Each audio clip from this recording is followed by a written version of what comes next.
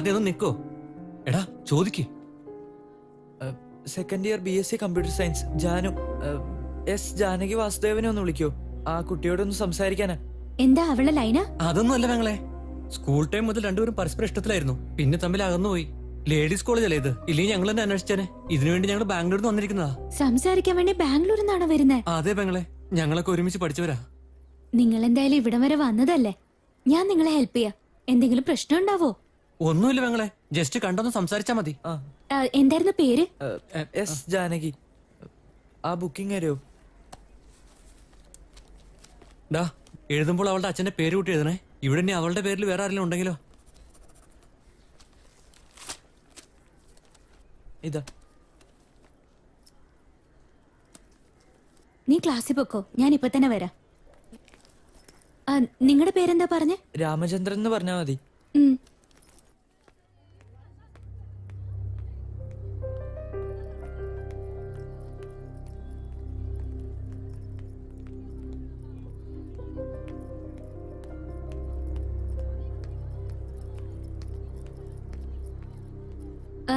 Excuse me,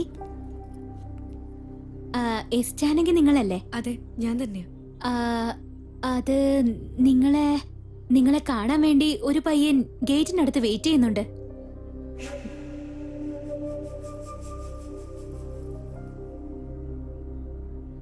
എന്താ അവന്റെ ദൂതുമായിട്ട് വന്നാണോ? ഇതിനു വേണ്ടിയാണ് കോളേജിൽ വരുന്നത്? പഠിക്കാൻ താല്പര്യമില്ലെങ്കിൽ പറഞ്ഞാ മതി, പ്രിൻസിപ്പലിനോട് പറഞ്ഞ ടീസ് ഞാൻ തന്നെ വാങ്ങിത്തരാം. ഏയ്, ഇനി ഒരു തവണ കൂടി ആരുടെയെങ്കിലും കാര്യം പറഞ്ഞ് എന്റെ മുന്നിൽ വന്നാ പിന്നെ വെറുതെ വിടില്ല ഞാൻ. നിങ്ങളുടെ കാര്യം പറഞ്ഞ് അവരെന്നെ ഒരുപാട് ചീത്ത പറഞ്ഞു.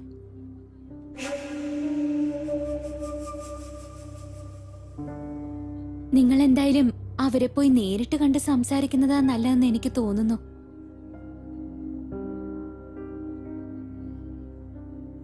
സിസ്റ്റർ, പറയ്. എനിക്ക് വേണ്ടി ഒരേ ഒരു ഹെൽപ്പ് കൂടി ചെയ്യാൻ പറ്റുമോ? എന്താ? ഇനി ഒരിക്കലും ഞാൻ അവളെ ഡിസ്റ്റർബ് ചെയ്യില്ലെന്ന് പറഞ്ഞേക്ക്. എടാ, എന്തൊക്കെയാ പറയുന്നേ? അവള് പുറത്തു വരുമ്പോ നമുക്ക് നേരിട്ട് സംസാരിക്കാലോ. വേണ്ടടാ, ഈ 4 വർഷത്തിനിടയ്ക്ക് അവൾ ഒരുപാട് മാറിയിട്ടുണ്ടാവാം. വാ, നമുക്ക് പോവാം. ഞാൻ പറയുന്ന കേക്ക്. സിസ്റ്ററുടെ പേര് ചോദിക്കാൻ മറന്നു. Geetha. Thanks Geetha.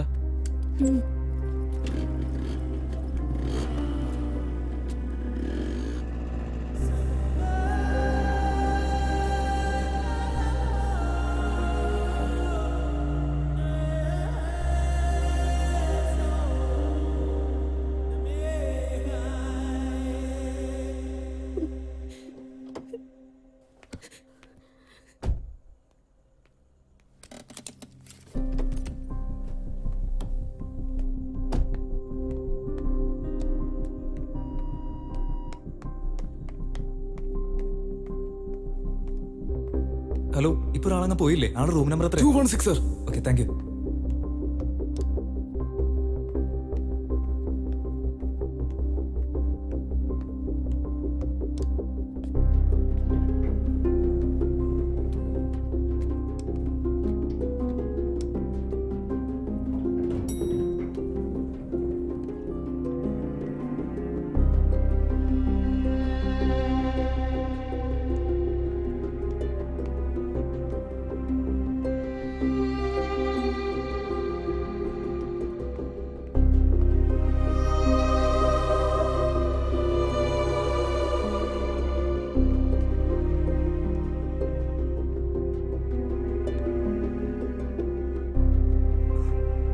Janu,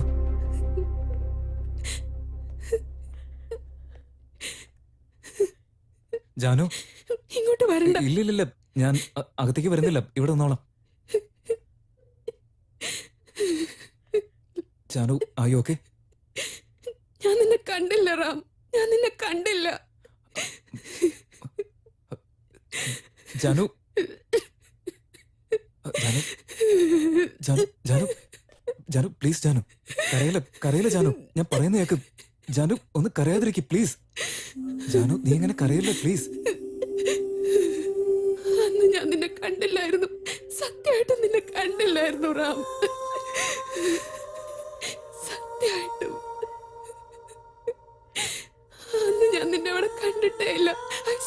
Ram. I swear. Janu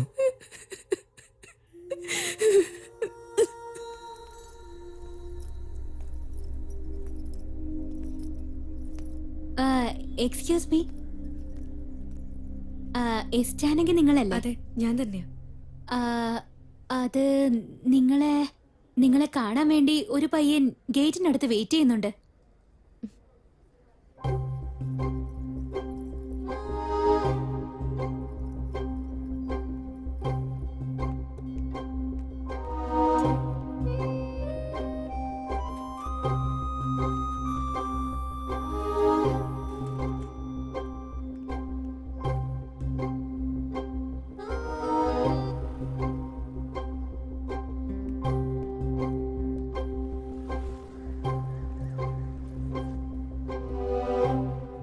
എന്താ അവന്റെ ദൂതുമായിട്ട് വന്നാണോ?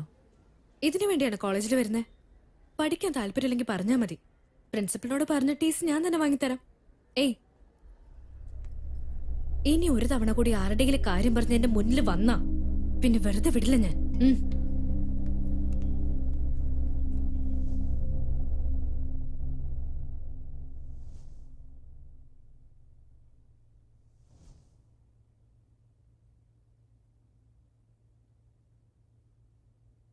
എന്താ ഇങ്ങനെയൊക്കെ സംഭവിക്കുന്ന റാം? ഞാൻ കാരണം നീയും വെറുതെ. നിനക്കെന്നെ ഇഷ്ടമല്ലാന്ന് കരുതിയത് എന്റെ തെറ്റല്ലേ? അന്ന് എങ്ങനെയെങ്കിലും നിന്നെ നേരിട്ട് കാണേണ്ടതായിരുന്നു. ആവശ്യമില്ലാതെ എല്ലാം എന്റെ തെറ്റ് തന്നെയാ. അന്ന് ആ പെൺകുട്ടി നിന്റെ പേര് പറഞ്ഞിരുന്നെങ്കിൽ എല്ലാ കാര്യങ്ങളും മാറിയേനെ. ഇങ്ങനെയൊന്നും ആവില്ലായിരുന്നു.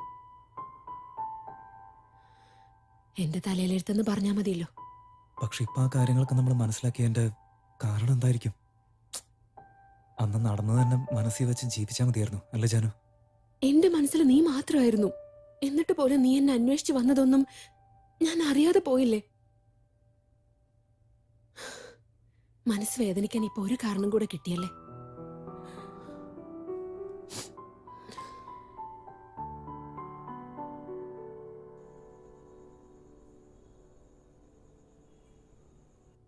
അതൊക്കെ വിട്ടേക്ക്. തൊട്ടടുത്തിരുന്നപ്പോ തുറന്നു പറയാൻ ധൈര്യം കാണിക്കാത്തവന് 4 വർഷം കഴിഞ്ഞപ്പോ ഇതൊക്കെ തുറന്നു പറയാൻ എവിടുന്നാ ധൈര്യം കിട്ടിയത്? അല്ല, ഞാൻ എന്നും വിചാരിക്കും നിന്നോടെല്ലാം വന്ന് തുറന്നു പറയണമെന്ന്. പക്ഷെ എന്റെ ഉള്ളിൽ പറഞ്ഞുകൊണ്ടിരിക്കുന്നത് ജാനു നല്ല കഴിവുള്ള കുട്ടിയാ, ഞാൻ അങ്ങനെയൊന്നുമല്ല.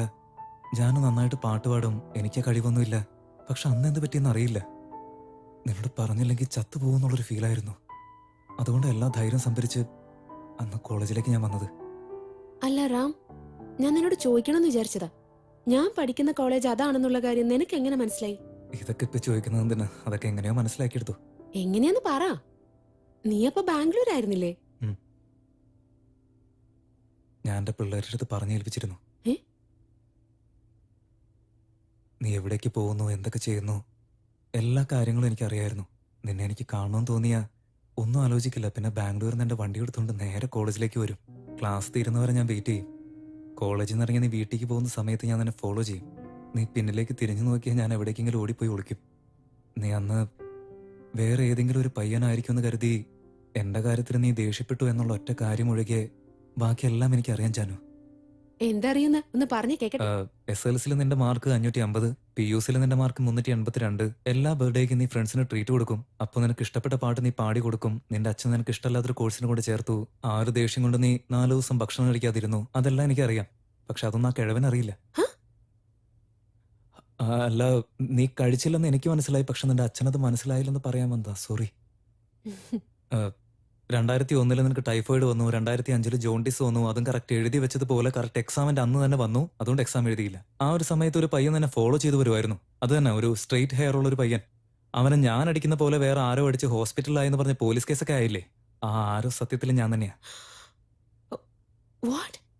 അത് മാത്രമല്ല, എന്റെ അറിവില് നിന്നെ 3 പേരോളം അന്ന് പ്രേമിക്കുന്നുണ്ടായിരുന്നു.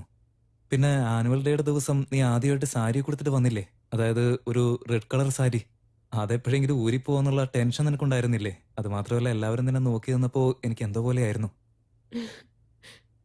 ആ ദിവസം നിന്നെ കാണാൻ എത്ര ഭംഗിയുണ്ടായിരുന്നെന്നറിയോ ജാനു?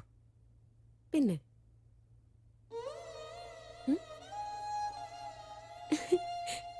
ഒരു പ്രാവശ്യം കൂടെ കാണിച്ച്.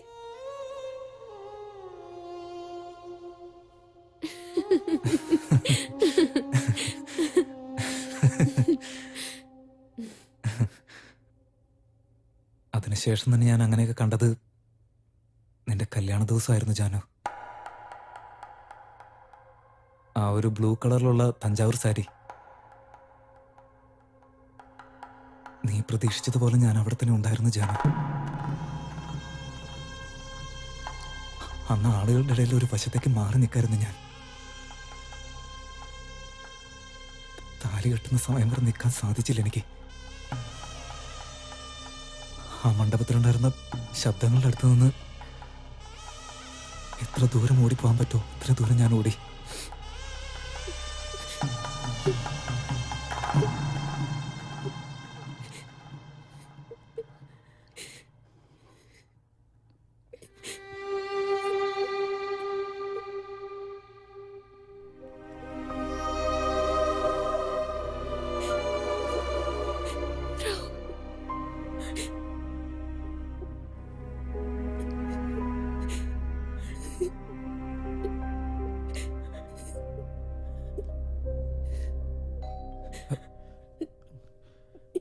കോഫി.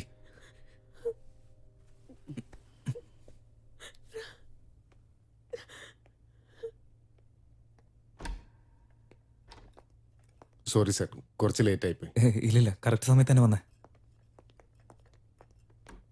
വേറെ എന്തെങ്കിലും വേണോ സാർ? വേണ്ട വേണ്ട, ഇത് Thanks. മതി.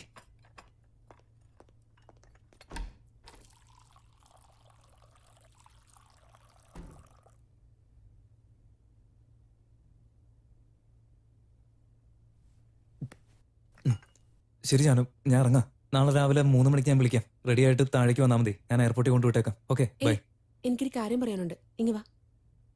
ഇല്ല സാരമില്ല, നീ പറഞ്ഞോ, ഞാൻ ഇവിടെ നിന്ന് കേട്ടോളാം. ഏച്ചി, മര്യാദയ്ക്ക് ഇവിടെ വന്നിരിക്കെ.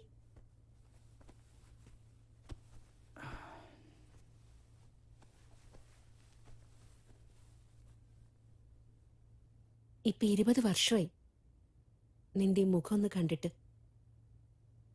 അതും ഈ ഒരു രാത്രി മാത്രമല്ലേ. ദൈവത്തിനോട് എത്രമാത്രം നന്ദി പറഞ്ഞാലും മതിയാവില്ല.